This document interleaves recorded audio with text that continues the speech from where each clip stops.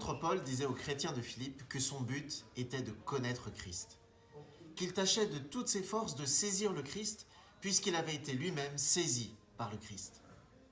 Et cette passion qui animait l'apôtre Paul doit être aussi la nôtre. Elle doit rester au cœur de notre vie chrétienne, de notre vie d'église, de notre proclamation de l'Évangile.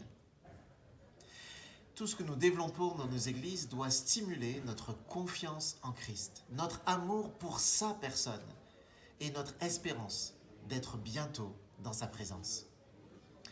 C'est pourquoi nous voulons encourager toutes les églises perspectives à cultiver et à développer une réelle passion pour Jésus-Christ, son Seigneur.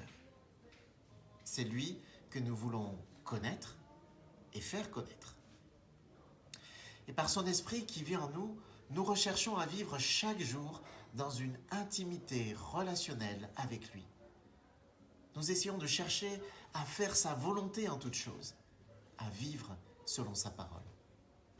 En fait, dans tout ce que nous vivons en Église, nous devrions nous poser la question, est-ce que cela développe notre passion pour Christ ?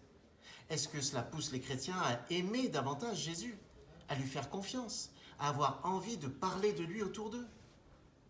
Cela doit aussi, par exemple, nous pousser à déconstruire concrètement toutes les fausses oppositions entre le sacré, le profane, la vie d'église, la vie dans le monde, le dimanche, la semaine.